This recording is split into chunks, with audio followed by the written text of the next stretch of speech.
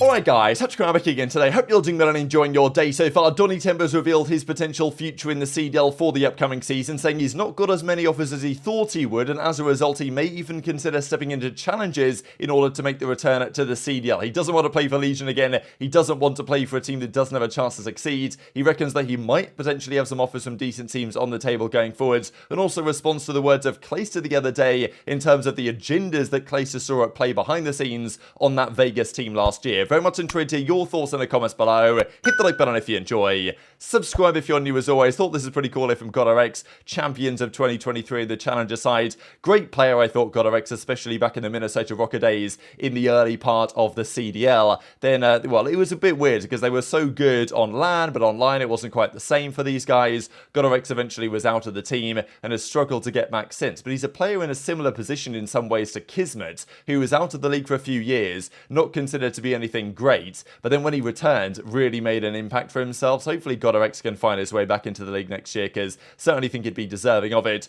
Just quickly as well, this has been spotted, the Modern Warfare 3 logo. I mean, wow, here we go again, baby. It's, well, the logo itself is not going to be good enough to make me buy this game. We'll see if it's any good when the beta launches and all that type of stuff. Now, this I thought was pretty incredible here from TJ Halley, and this might not be a massive surprise when there's $2,000 in the pot, but nonetheless, it's worth discussing, because loudness equalization, sound EQ, whatever, was a massive talking point of this past CDL season. It's a Windows setting that you can turn on to allow you to hear basically everything on the map, and it was disabled on LAN, but the pros would use it online. There were certain teams that were sound equalization merchants, and hopefully we can find a way to fix it for the upcoming year, but probably not, given the way that it was this past season. But not only were pro players using it in that situation, but they're also abusing it in the off-season, which is, you know, like this, I don't know if it's exactly going to destroy your ears, but it was considered to be a pretty scummy thing to use. But when there's all this money on the line, fair play, and there is going to still be money on the line here in the off-season in these S&D chals, but it's kind of like embarrassing to think in some sense, no, that pros are playing each other in these chals and still using loudness equalization, you know, in an off-season Cold War throwback chal. It's not the greatest look. Now, then again, if you're a team of pros playing against some Cold War specialist kids that have been grinding this game in Search and Destroy for years, they've probably got it on, so you probably have to use it as well. But TJS is actually sad that this is being abused, and fair play. We wish we had a world in which that wasn't the case, and I do wonder whether the CDL can find a way. I know that Slasher and many others have given their thoughts on how exactly they could address that in an online environment.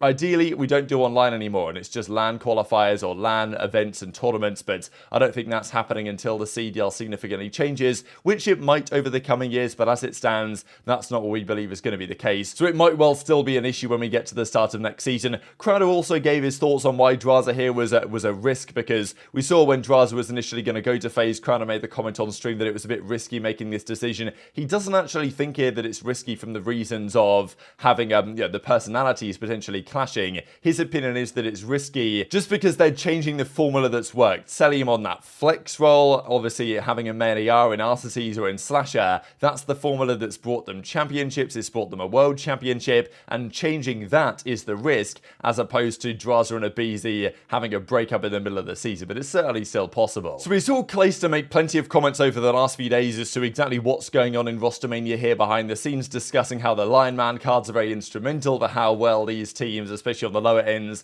actually decide to pick up players. But Temp is a 90, I think he was an 89 overall rated this season, so he should be in a pretty good spot if they look at those cards. But also Clay was talking about the agendas behind the scenes at the Vegas Legion roster, saying that it was very much difficult to improve as a team when there were agendas at play. His point was really that, himself included, like, it's not like he said, oh, I was a perfect teammate and my teammates weren't. But when you're on Vegas, you're playing for pretty much the minimum or whatever they were paying this past season. Your intention is not to stay there. And even for Donnie Temp, who's now a Vegas Legion veteran, he doesn't want to be on that roster in an ideal world, and he's pretty much confirmed here, we'll see in a second, he's not going to be on that team. Unless they completely change their ways and start fielding what could be a competitive roster, he's not going to go back to Vegas if he can avoid it, and he'd actually prefer to go to challenges than even play for Vegas again, despite being a veteran for that franchise. I mean, being there for several years, it feels like at this point. But Clayster was saying that when you're on those franchises, let's say say Clay and the team last season with Temp and Standy and these guys. And TJ, their plan is to get off that team, right? They want to show their stock as being high so they can get picked up by a better franchise, go and make more money, actually have a chance to win.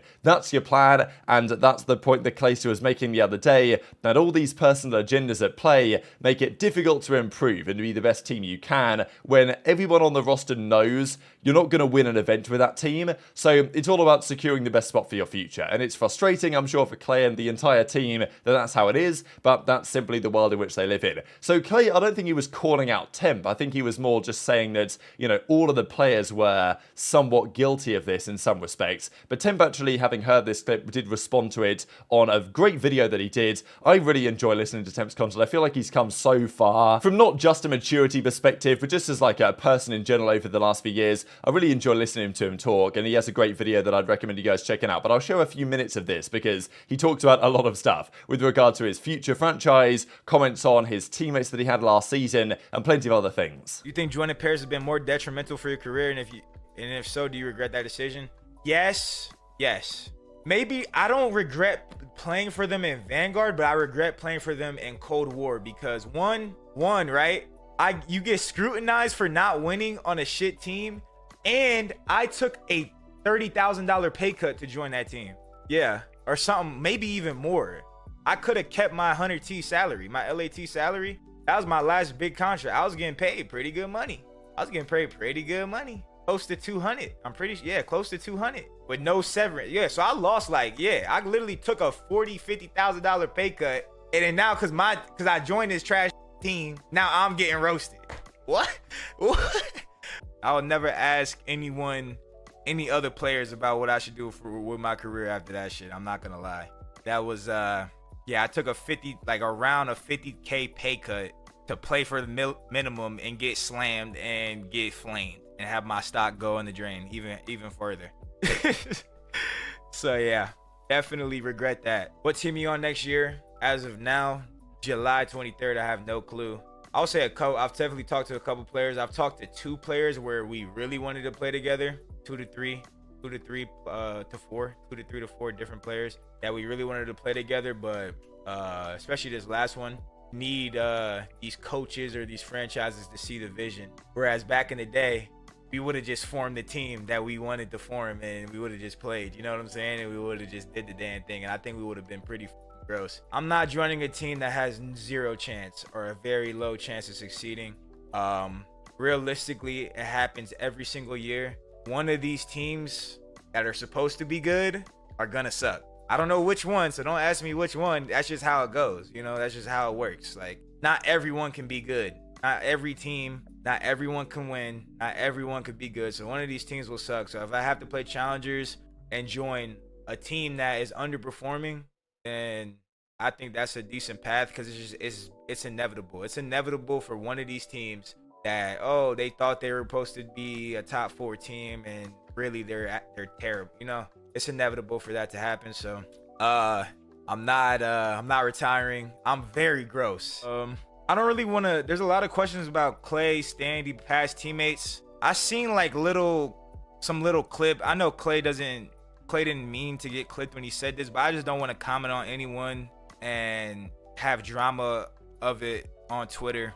These teammates are the best teammates. My past teammates this year, they were the best teammates I've had in years. So that's all I'll say about that. Even if I have little issues or could describe about how it was playing with them, they're my best teammates I've had in years, and I have fun playing with them. Even if they didn't have fun playing with me or whatever they had to say in their little clips, they're playing Valorant together. Whatever they got to say, I'm not going to say anything bad about them.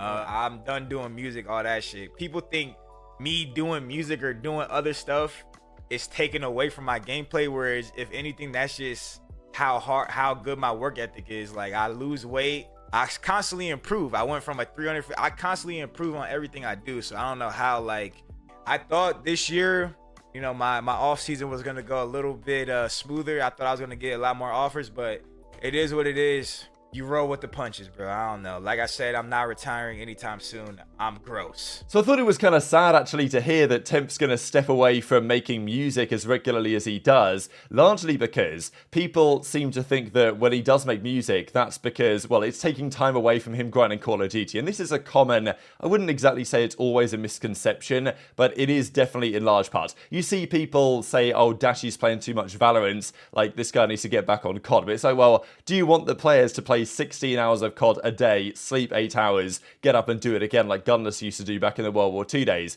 I don't think that's the best way to succeed. I think a lot of players have realised that quality practice is better than quantity of practice, especially when the game is a little bit more mature. Right at the start, sure, grind all day and all night, but after the game has been out for a while, having 6 or 7 quality hours of play as scrims or VOD review or whatever is going to do more for you, I think, than just playing blindly all the time. And Temp making the music to, in his downtime just because he enjoys doing it, in the same way that other players playing other games could also be considered in a similar environment, I think could be a good thing. So it's a bit sad that Temp thinks that him making music is actually causing teams and coaches to think that he's not taking it as seriously as he needs to be, despite the fact that he's still a very talented player and he still certainly thinks that's the case and he's not planning to step away anytime soon. But his comments on his teammates, I thought, were, Temp taking the high road like this, I thought was it's not exactly a new thing. I think Temp's been this type of character for at least a year and a bit now, but it was nice to see because old Temp would for sure have clapped back at Clay's comments in some respects, even if Clay wasn't really calling out Temp specifically. I think Temp of a few years ago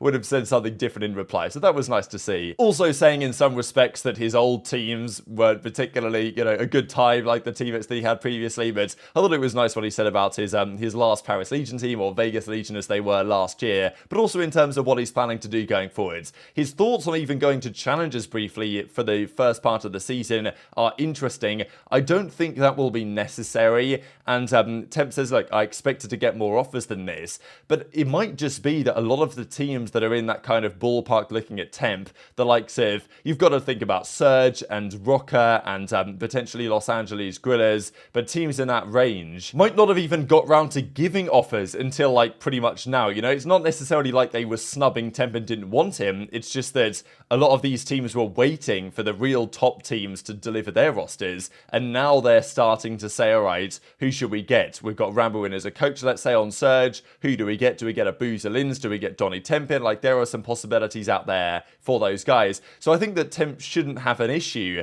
getting, I would expect him to get an offer from one of those 3 teams I mentioned that could field a roster that could be somewhat competitive. I think especially Surge and Rokkr should be able to put together something that's going to be decent here. And the Los Angeles Thieves as well, if you wanted to go back there and if there was an offer, but with Ghosty and Cammy and aBeZy potentially in the conversation, that seems a bit less likely right now. So we'll see, but I think that Temp doesn't want to join a London or go back to Legion. I think it was quite explicit really in what he said, that he doesn't want to join a team that can't have success, and if Legion are going to take the same approach, which they will, of forming their team last minute and paying minimum salaries pretty much, and not having a facility, Temp knows that he can't succeed there, and he won't want to go back. His contract's an end. He's not stuck in the Vegas contract. He is a free man to do what he likes, and I thought his perspective on the top teams, some of them will struggle, was an interesting point of view. It's always the case, right? We will see one of those top 4 teams, FaZe, Subliners, OpTic and Toronto, will be worse than expected.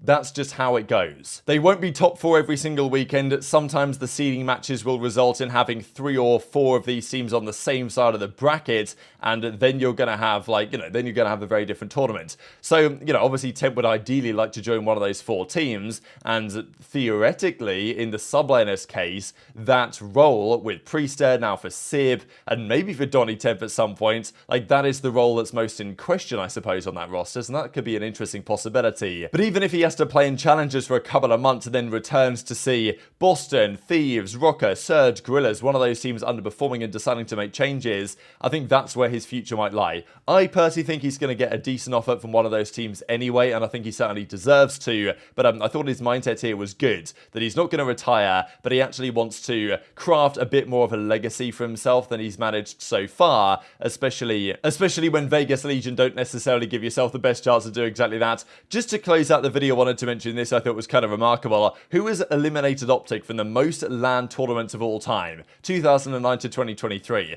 Number 1, no surprises here, is Paddy P, the Slayer. 11 tournament X's knocked OpTic out of. Octane is number 2, and I think all of the Thieves guys are actually here as well over the last couple of years. Octane at 9, Attach at 8, Envoy all the way up in 7, or with 7, is kind of crazy, because it doesn't feel like he's been around that long. I think a couple of those were on Gen G back in the Black Ops 4 days, and then maybe 5 of them were on Thieves in various tournaments over the last several years, which is kind of remarkable. Kenny at 7 as well, then TP, Enable, Clayster, Karma also at 6, and then we find Slasher, Zuma, and even Crimsix here at 5, despite being on OpTic for some time. So Rakes, no surprises leading up the lines here, but Envoy at tied for 4th I thought was a little bit surprising actually, given that he didn't play there, let's not forget. And well, the guy that replaced him was Shotzzy, and the boys put together this fantastic video on the Breaking Point channel, just well, some of Shotzy's best like 0 IQ moments is how I would describe it, and I think there are enough clips out there to do a part 2 of this at some point. Certainly if we give it like a month, I'm sure there'll be more clips that we could do a part 2 of this, so feel free to check it out. Very much enjoyed to hear your thoughts in the comments. Hit the like button if you enjoyed, subscribe if you're new, take care, and I'll see you next time.